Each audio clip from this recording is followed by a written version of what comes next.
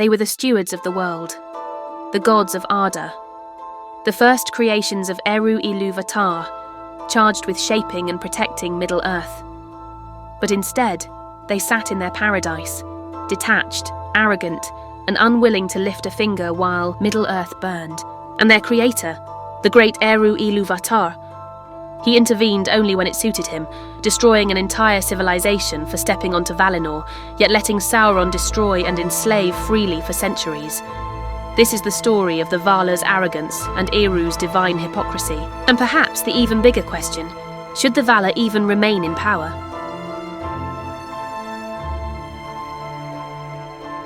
Let's start with the Valar, powerful divine beings tasked with shaping and guiding the world of Arda, according to Eru's will. They had the power to shape continents, to create mountains, to alter the very fabric of the world. And yet, when it truly mattered, they refused to act. Bravo, truly a masterclass in responsible leadership. When Morgoth, one of their own, began corrupting Middle-earth, they largely ignored him. Instead of confronting him early, they let him fester, allowing him to enslave the world and wreak havoc. For thousands of years, they did nothing. What a bold strategy. Let's see how that plays out. Thus the Valar sat and watched, and they did not meddle in the designs of Morgoth, nor did they seek to undo his corruption, for they were content in their bliss and heeded not the cries of the world. Oh, of course, they were content in their bliss. Meanwhile, Middle-earth was being set on fire, but who cares about that when you have the heavenly equivalent of beachfront property in Valinor? And when they finally did step in, well, let's just say their conflict resolution strategy involved more collateral damage than a Michael Bay movie. And then there's Númenor, the greatest kingdom of men blessed with wisdom and strength but led astray by Sauron. Now remember, Sauron was a Maya, a lesser spirit originally under the Valar's watch. He was their responsibility. But instead of dealing with him, they let him twist Númenor's people into believing they had been cheated out of immortality. You know, just the usual Tuesday for the Valar. But Sauron spoke to them, and his words were sweet, and he promised them power unending and life everlasting. And how did the Valar respond? Oh right, by doing absolutely nothing. Again. It's almost like they were following some kind of personal motto. Why intervene early when you can panic at the last second? Now here's where the Valar finally wake up, but not in a good way. The moment the Númenorians set foot on Valinor, the Valar panic. They don't deal with it themselves. Instead, they run to Eru and say, "They touched our stuff." Then Manwë upon the holy mountain called upon Eru, and the world was changed. So just to recap, manipulating and enslaving civilizations for centuries? Totally fine. One group of mortals stepping onto Valinor.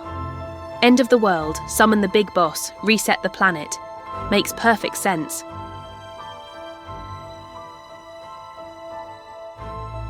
If Eru was willing to destroy an entire civilization for stepping where they weren't allowed, why didn't he just get rid of Sauron? If he was okay with reshaping the world itself, why not wipe out a single Maya? Then darkness took me, and I strayed out of thought and time. Naked I was sent back for a brief time, until my task is done. Oh, so now Eru decides to intervene. Gandalf dies, and suddenly it's, no worries, buddy, you get a second chance.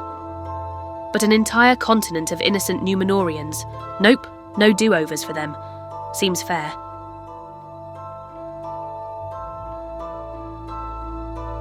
In the end, Middle-earth was not saved by the Valar.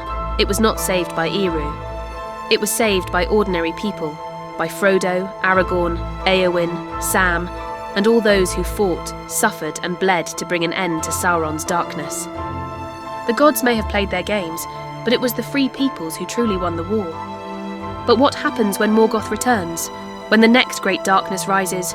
Will the Valar intervene? Or will they once again turn their backs on Middle-earth? And if they do, should Middle-earth still accept their rule?